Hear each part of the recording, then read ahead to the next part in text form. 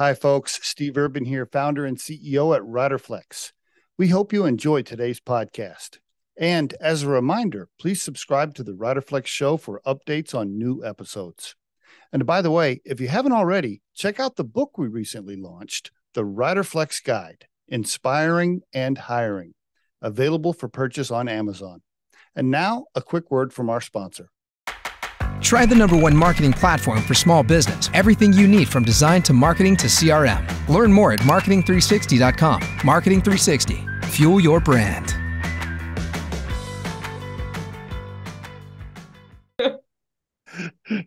Lilly Bond on the Riderflex podcast. Hello, Lilly. How are you today? I'm great, thank you. How are you? Hanging in there. So you're in Canada somewhere. Where are you? Montreal, maybe? I am. I'm the Great White North. I'm in Ottawa, just outside of Ottawa on the Quebec side. Oh, Ottawa. Okay, very good. Yes. Now, what's your temperature? Is it summer? I guess I don't Yeah, know. I was gonna give it to you in Celsius, but I think it's around 20 degrees Celsius. It's been kind of a cool summer, but How far? not too bad up here. Is the snow still around or no?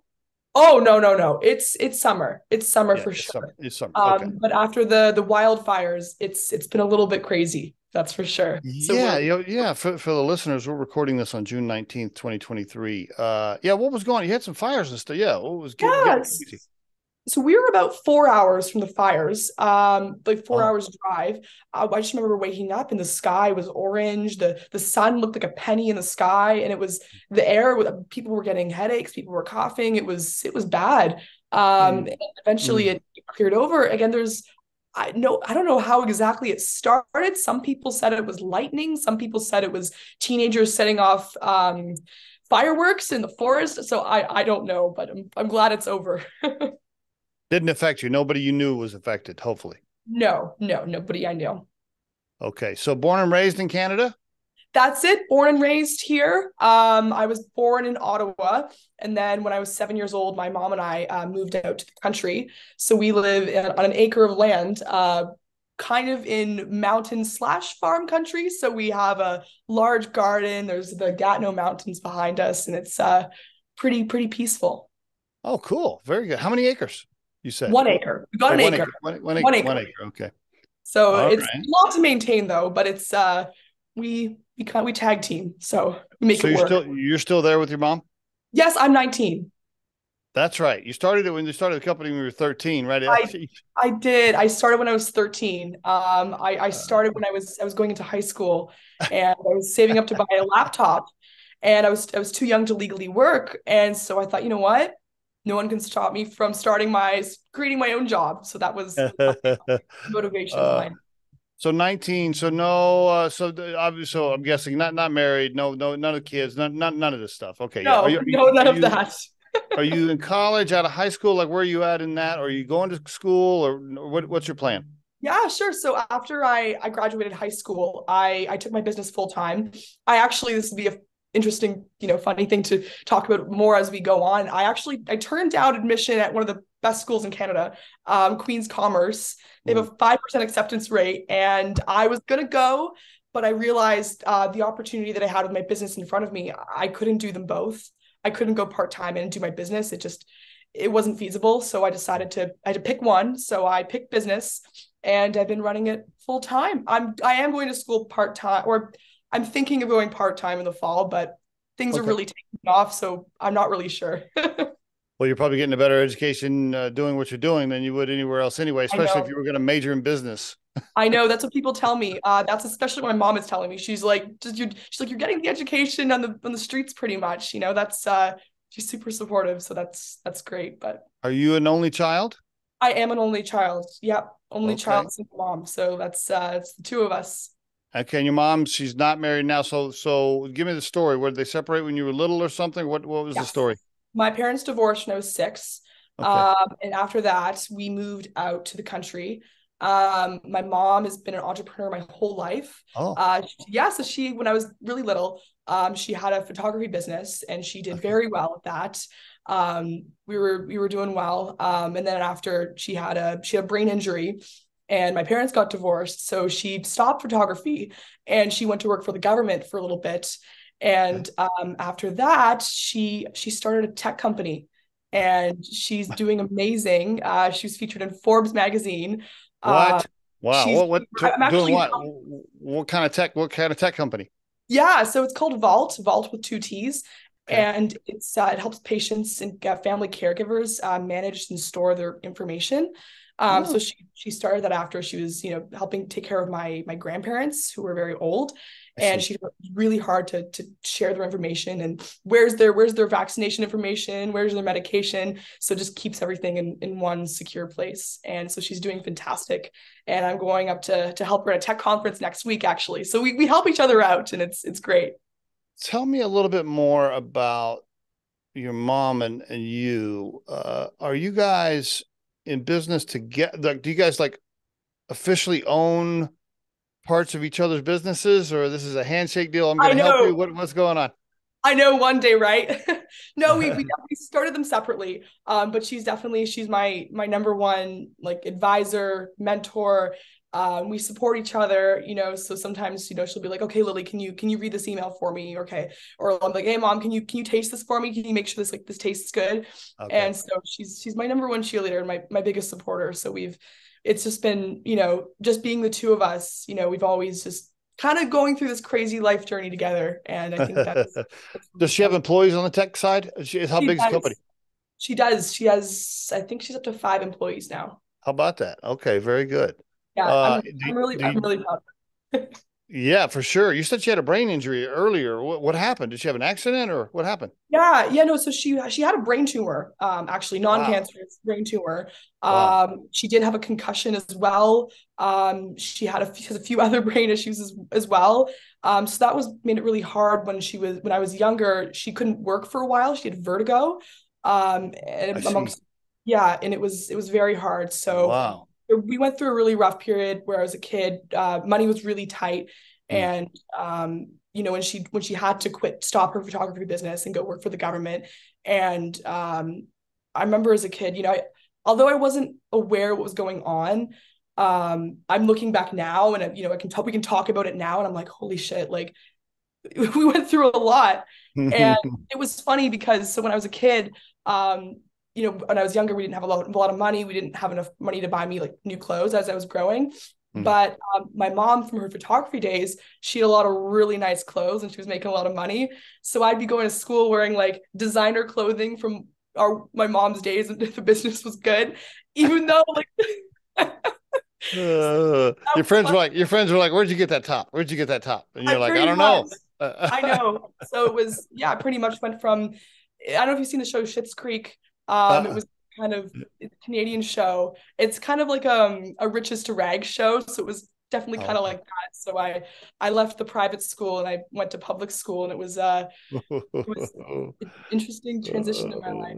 How And old were you when that happened from public or from I private to public? was 8 years old when Okay. that happened. So that was around the Okay. time things were tough when I was a kid. And yeah, no, that was very interesting. Definitely hard to integrate from like an Ontario private school. And I was different as a kid. I was very outgoing, very personable. I always Mm. got along better with adults. And going to a public school in Quebec, people were kind of like, who is this alien from, you know? So it was kind of hard when I was little to make friends, going in public school. Yeah, so you're definitely extroverted, and you've been that way the whole time. Does that come from your mother or different another family member? Where do you get My that from? mom, we're Okay. pretty much like, we like to say I'm kind of like her mini me. I'm kind of like her clone. Okay. Very similar personality wise. Yeah, your EQ, I'm sure is super high. Your ability to get along with just about anybody and your overall people skills, I'm sure is super high. Yeah, What kind of kid were you? Besides the business part, yeah. were you like a good kid, good teenager? Were you like, let me sneak out of the house, got caught and got some trouble? What kind of teenager were you? I know you're still I was 19, so I guess technically you're still a Yeah, no, teenager, I but was I was a great teenager. When I was little, I did get kicked out of ballet class. I'm basically a poster child for ADHD. okay. But as a All right. teenager, I was a straight A student. Oh, Although ADHD was when I was little, I was always running around. Like I would do very well, but probably like could have done more homework than I did. So my mom would sometimes be like, I don't know, I watched you study for that test. You could have done a lot more than you did. You could have studied a lot more. I'm like, yeah, but I still did it. But I Cool. yeah, ADHD is definitely, it's been a strength and a curse. Like it's kind of a double-edged sword, but it definitely has made me into the person that I am. So I'm thankful for my brain, although sometimes. Did you have any time for extracurricular activities, sports, other clubs or anything since you had started a business so early? Did you have time for anything else? Yes, so I was a competitive downhill ski racer, Oh, and really? Wow. so competitive downhill skiing was crazy. It is made for definitely a different kind of person, which is why I stopped when I was 14. When I stopped when we started to have to wear back protectors and people were being airlifted. Um, but rowing, I rode all throughout high school. Oh, really? Okay. Yeah, All and right. that was great. So I was involved in sports, which was great.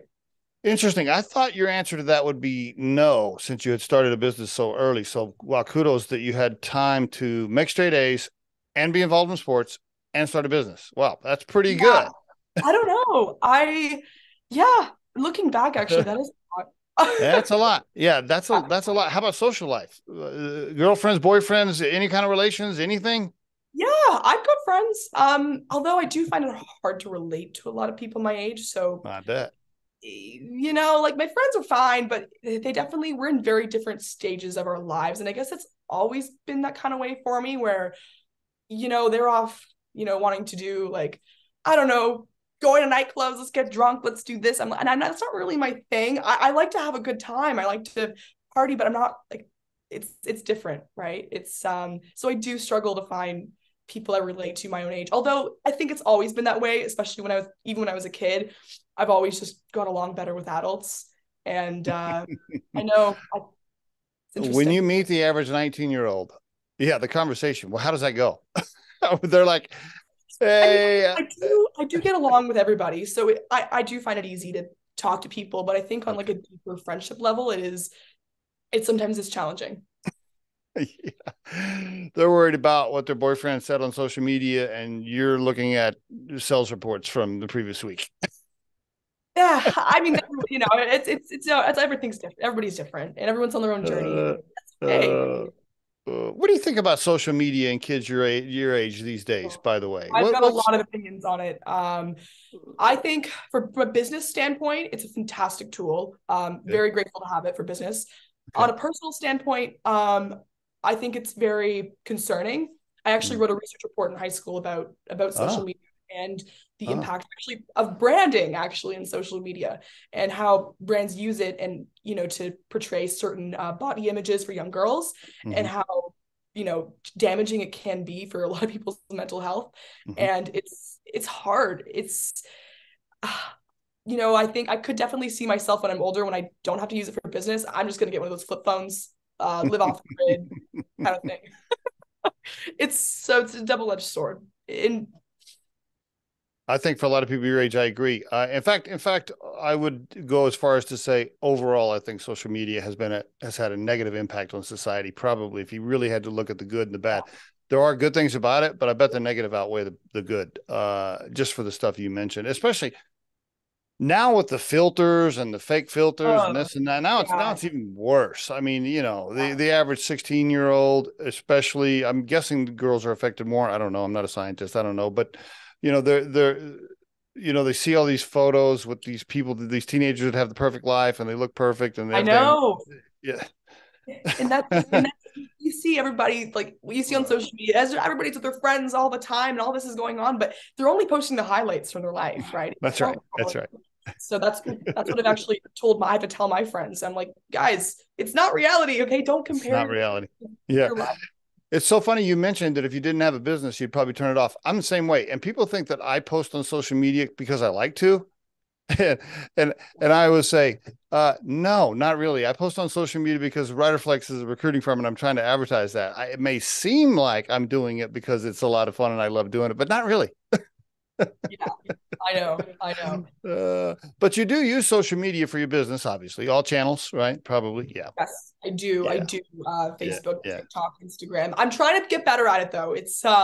I could always be better at posting and, keeping people up to date, but it's a great tool. Yeah, for sure. So, and by the way, you have the personality for it. I mean, I'm sure people have encouraged you that are in business, your energy level, your positive spirit, your high energy.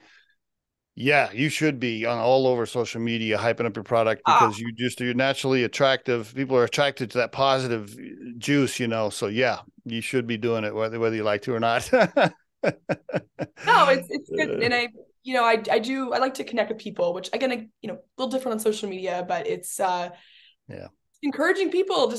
That's it. So you're 13 years old. Yes. Tell me how's this all come about? Give me the story. Okay. So I was trying to save up. So I was going into high school and being raised by a single mom. Money was tight growing up, and I wanted to buy a MacBook. And I was okay. Well, I can't legally work. I'm too young. But one thing that we've always been into at home is we're really into food. Okay. We make everything from scratch. We've got 3 barbecues. We've got a massive garden. That's what my mom and I did throughout COVID. Was we learned so much about how to cook. I mean, we've always been into it, but we really, really got good over the past few years. But anyways, so being a young foodie, I guess you could say, I was really frustrated with the lack of spice options in the grocery stores. And especially the taco seasoning, they're just full of garbage, too much salt, really not that good for you. And so when I was thinking of, okay, well, what business am I going to start? What is there a lack of in the stores? And seasonings was one of the ones that came up. I mean, this was after a lot of them. We had thought about ketchup. I'd thought about cookies. I'd thought about everything. And I realized spices.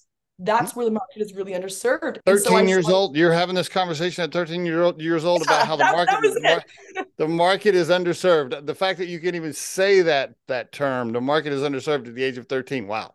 That's pretty impressive. I always said my own way of there's no taco seasoning. Where's the taco seasoning? But that was it. And I started with one blend, and I decided to do one thing and do one thing well. That was the first business lesson I learned was, you can't spread, if you're going to spread yourself too thin, I'd rather start with one amazing product than have 10 mediocre products. So that was the first. Good advice. Good advice. But okay, so you start talking to your mom. You and your mom have these conversations. I'm sure this doesn't happen overnight. You're talking about, maybe let's do a spice, and then what? Yeah. You start testing it at home. What do you start doing? Yeah, so it was, I'm gonna say, a few months of research and development of taco seasoning recipes. Now, one thing you should know, it was a month of eating ground beef, which was crazy. It was is that my hand? Is lower hand? What happened? Technical glitch. Anyways, sorry, I'll get back to the story. Yeah, no worries. Okay. So what you should know is that it was a month of eating ground beef, which got old very quick. I will tell you that. So that's when we realized that taco seasoning can be very versatile. Because we say, okay, enough with the ground beef, we have to try it on cauliflower. And then I realized taco seasoning is not just for tacos. You can put it on cauliflower, you can put it in dips, put it on chicken, you can put it on potatoes, you can put it on everything. So after, I came up with my recipe, what was to be Spyce Girlz taco seasoning, it was what really hooked the customers in was how versatile it was. Because somebody comes up to me and says, I don't make tacos that much. I'm like, well, no, it's a dip mix. Try it out. I'm like, oh my God, it's incredible. I use it all the time. So, and that's really what I've, kind of copied and pasted onto all my seasonings, is the versatility is key. I like that. Now, how did you come up with the ingredients though? Just a lot of testing in the kitchen, putting stuff in it. Yeah, pretty much. So I'd start with a base, taco seasoning recipe. So I'd, find one that we had from years of making it out at home. And, it's fine. I'm like, you know what, this is good. Okay, I'm going to reduce the salt. So I'd cut the salt in half. Okay, maybe it needs a more cumin. And I think just that came from just years of us being really into food has really refined. I see. It. And, I'm not picky, but I'm not picky with food, but I am it's hard to eat out sometimes because we go out and I'm like, no, it's way too spicy. It's too tangy. They should, they could be cooked a bit longer. So I'm a bit of a food critic. I will say that. Yeah. I think that's definitely helped coming up with balanced spices. So that's. How long did it take to get, so you started with one packet, one brand, not brand. What am I thinking of? One SKU, I guess. One SKU. Is One that how you SKU. started? Yeah, one SKU. So I started with one at the farmers markets, and people loved it. They're like, "Oh my god, like this is amazing! I love Spyce Girlz taco seasoning." But then some people started to ask me. They're like, "Okay, well, I've been buying your stuff for a few months now at the market. Do you have anything else I can try that's just as good?" So then I realized, okay, well, I started to come out with more spice blends. I came out with a barbecue rub, came out with a pizza seasoning. I started coming out with dip mixes. And that's kind of how I grew my line was just by customer demand and really just giving the people what they want. Was it called Spyce Girlz from the beginning? It was called Spyce Girlz taco seasoning. Then, Spyce Okay. Girlz. All right. And then you dropped the taco seasoning and because it started becoming what would you call it now? A rub? How do you describe it? Spyce Girlz seasonings. Well, Seasonings, just that's what it is. seasonings. Yes, Spyce Girlz seasonings. Okay. Okay. By the way, for the listeners, it's Spyce, Spyce, Spyce Girlz, and with a Z on the end instead of an S. So spicegirls.com. Yes, we don't want any girl bands coming after us. So that was the one problem I had when I was doing my research on you this morning. Every time I'd put it in, it tried to keep pushing me to Spyce Girlz, you know. I know, that's. I'm like, no. I know. I mean, it'd be great publicity if they did come after me, but that's. How did you decide that name? It was definitely a play on words of the girl band. Some people ask me, they're like, "Oh, what Spice Girl are you? Are you a Spice Girls fan?" I'm more of an '80s rock fan, actually. I was asked that actually on TV, like live TV. They asked me like, "What Spice Girl are you?" And they're like, "She's too young. She doesn't know what the Spice Girls are." I'm like, "No, I know what Spice Girls are, but." So would you and your mom like notepad? Okay, let's draw out some names. Let's. How long did that take? The Spice Girls. I'm just curious. Was that like? My God, I'm trying to remember here. How long did it take? Yeah, because the reason people I ask, a lot of aspiring entrepreneurs are trying to come up with their name, and then, usually it's like you said, it's play on words. But then once you get your legal pad full of words, then you're putting them into GoDaddy or whatever to try to see if the URL is available, right?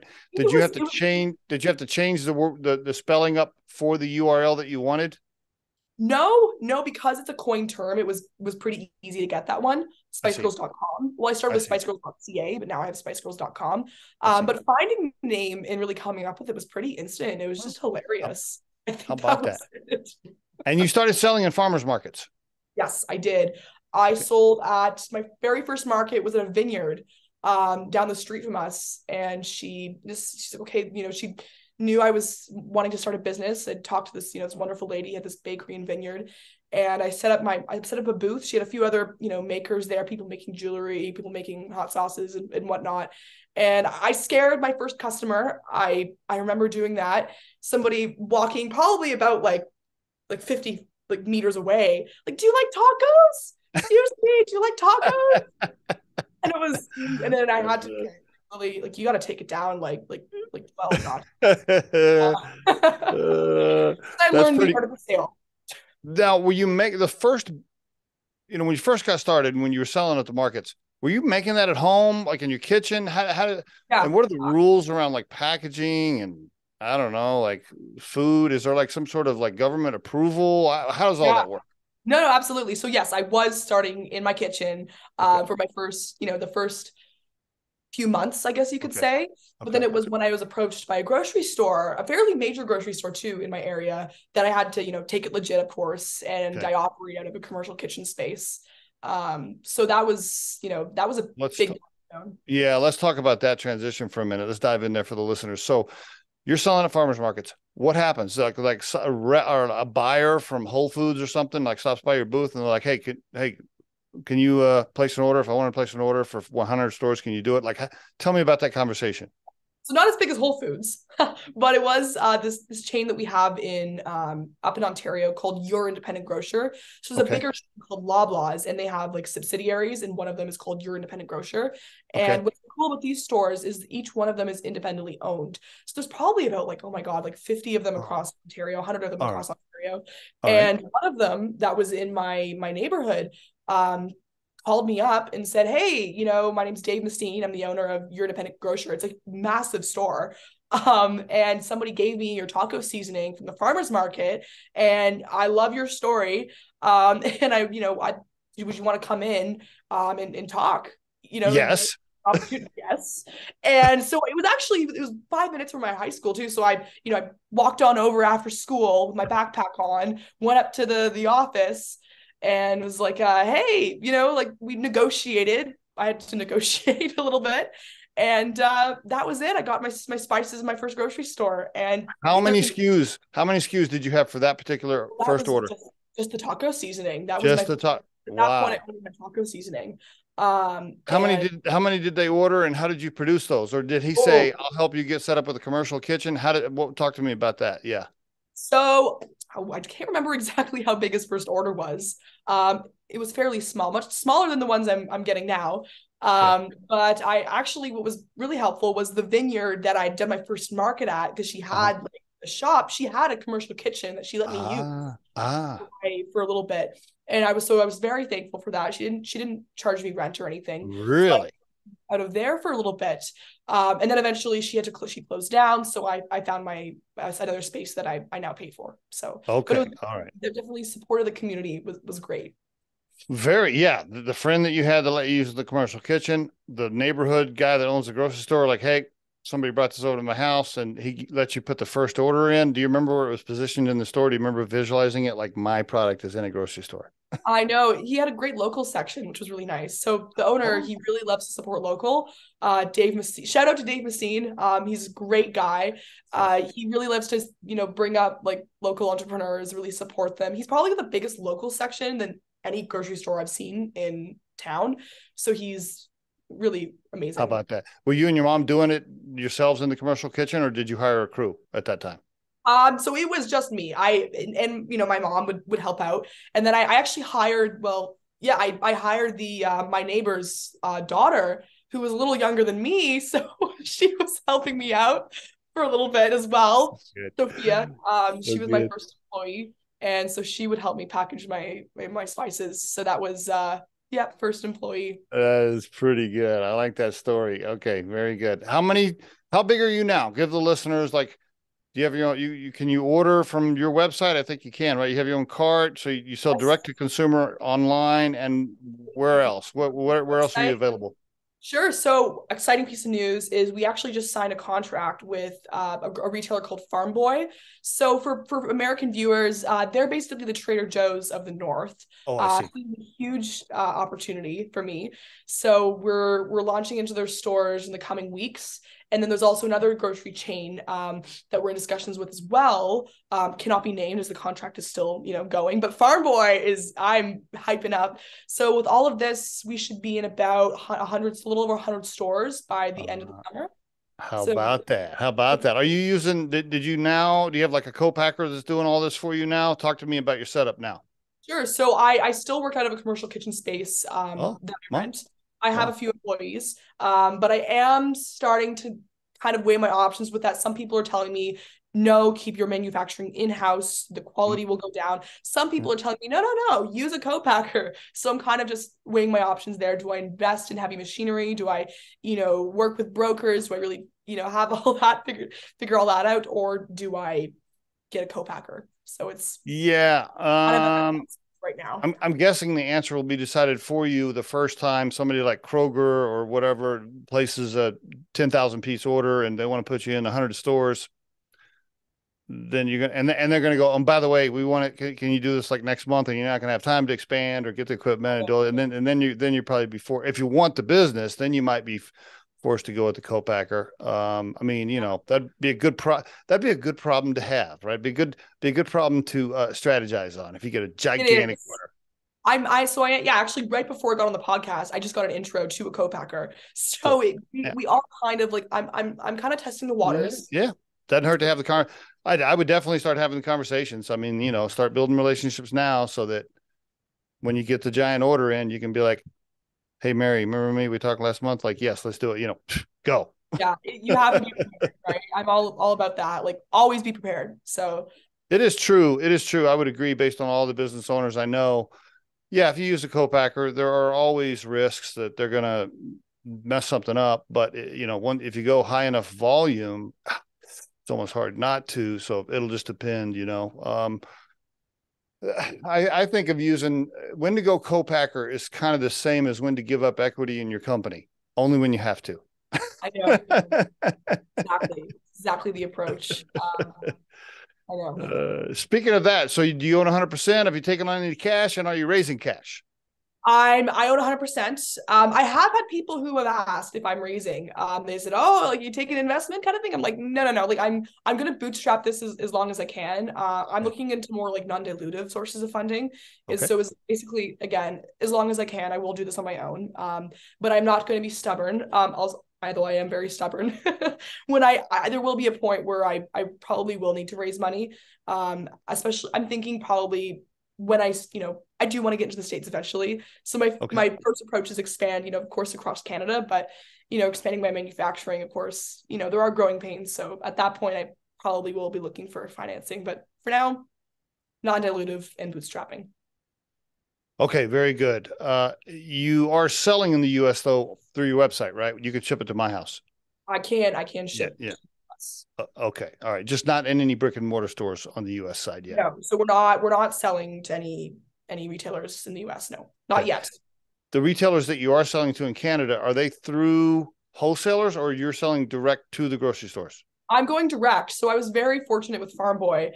It was actually crazy how that all happened was, so they were always on my radar was, that was the big next step for me was because I was doing a lot of like independent, smaller stores around town kind of thing, really like the kind of the slow and steady way of hey, it's Lilly from Spyce Girlz calling each one of them up, do you want to try my spices in your store? But it was crazy because, they were definitely my mecca for like this year. I was like, I need Farm Boy. And so I got an intro to the CEO, which was great. And we were going to meet, we were going to chat. Nothing actually ended up coming out of it. So I'm not really sure if that was how they reached out to me. So it was a different person that reached out to me from merchandising and procurement, marketing, merchandising, and procurement on LinkedIn. And it was like, oh my, okay. And this is when I was at West at CHFA.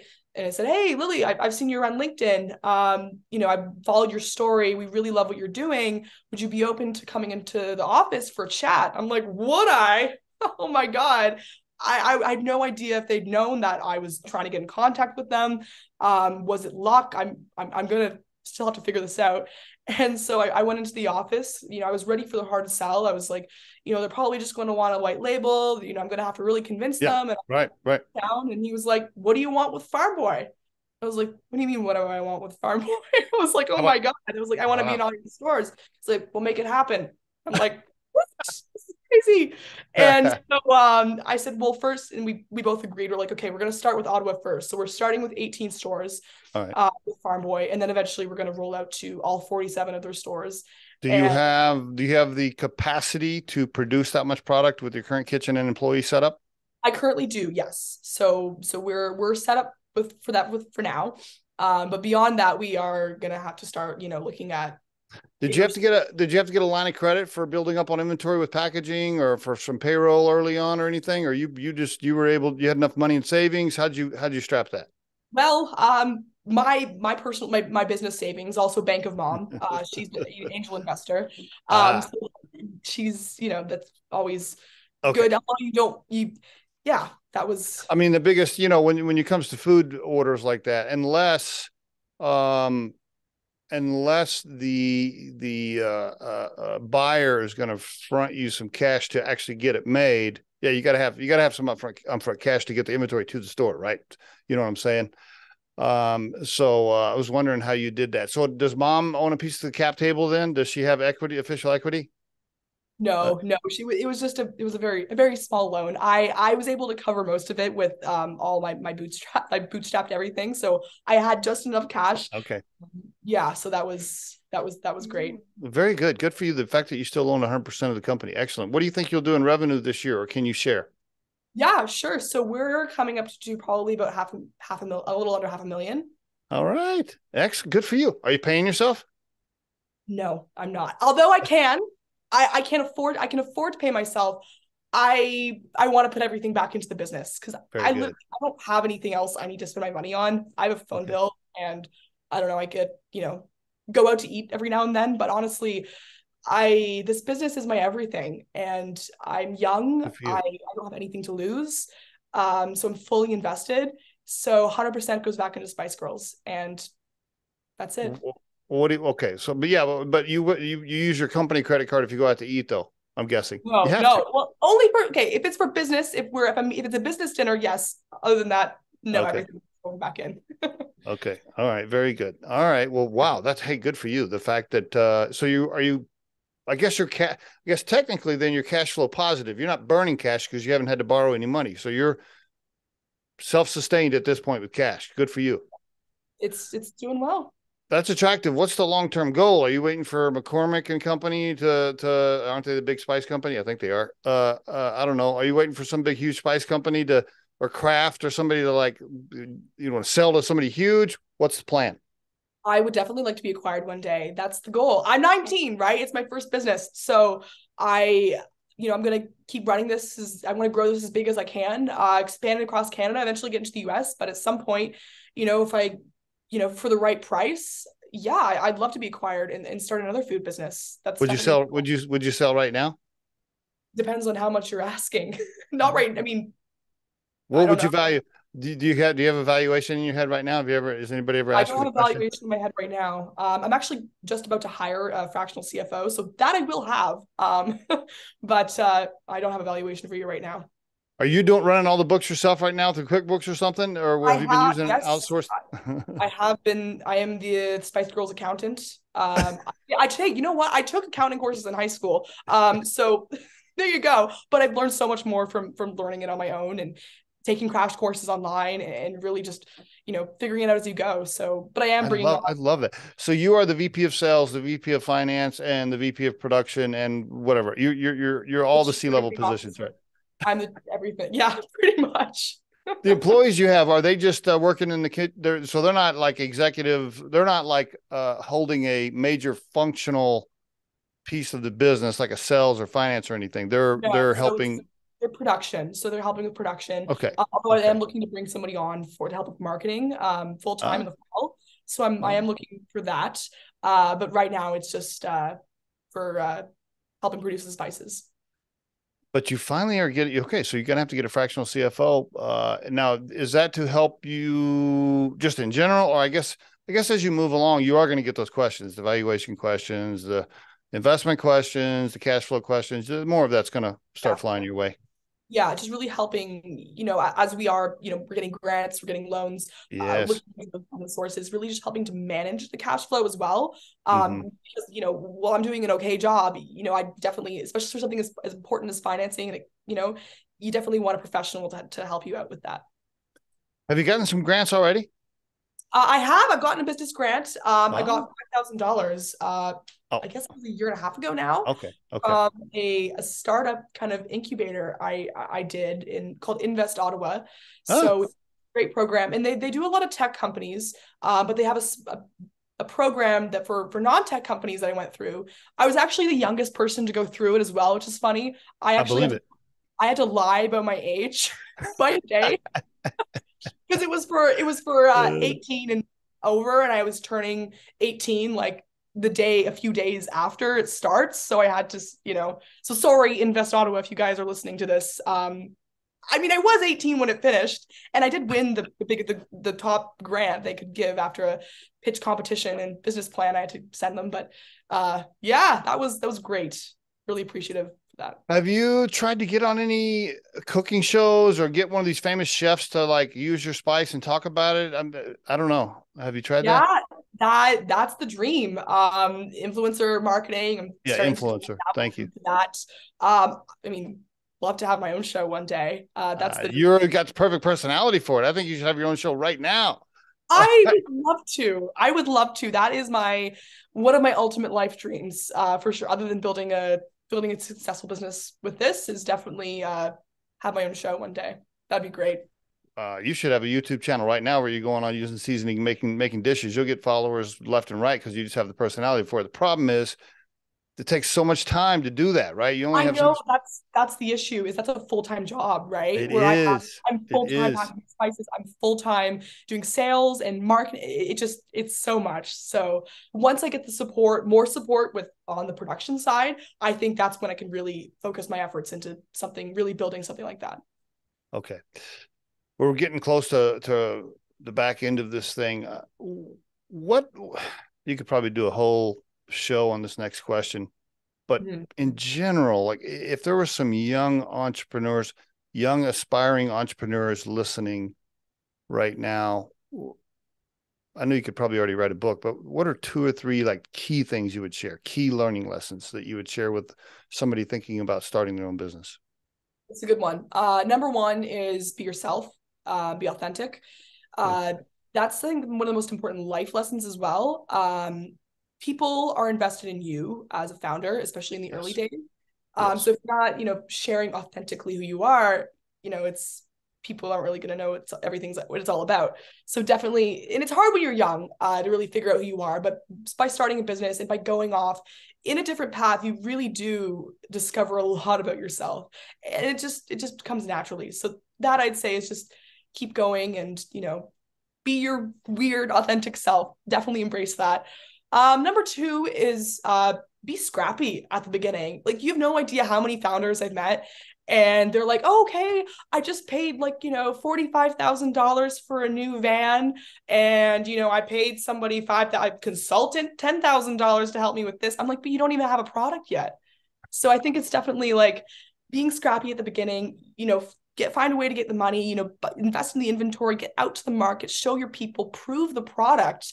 So there's definitely some steps. Don't be afraid to be Good. scrappy Good at the stuff. beginning, because everybody is. Good stuff. Like man, when I went out west to CHFA, I didn't have a booth, but I brought it was thousands of dollars. I brought a backpack with samples and I handed samples out. That's it, right? So you got to be scrappy in the beginning. I Number love that. 3 piece of I love that. advice. Oh, I would say share your story. That kind of plays into a bit of the authenticity as well. We're living in the age of Amazon and these massive corporations that are faceless, right? So to really share your story about who you are, why you started, people want to buy into that. People They need, it's do. a fresh look, fresh take. So Yep. by sharing who you are, it's people are gonna love it. People are gonna eat that up. Are you So doing that right now? Do you have are you on TikTok? You're on Instagram? You're on where are you? I am. I'm building TikTok. I'm on Instagram. I'm on Facebook. And it is interesting. I definitely find the posts where I share about the back, like okay, hey guys, here's what my new packaging is being printed, or this is how I started. My engagement rate is a lot higher than when I post like recipe videos, because it's interesting, because I feel like with my brand, I've always been convinced. I'm like, oh, they want to see recipes, they want to see how to use them, which they do. But when they see behind the scenes, the real story of Spyce Girlz, they love that. So it's interesting to see that. Very good. Yeah. And that takes a lot of time too, right? You can only do so much as an owner, but just to film that or record that and then upload it and put it on social media. I know, but it's important. It's just another part of the day in the life of an entrepreneur, I guess. You get burned out? Have you burned? I have in my business, not yet.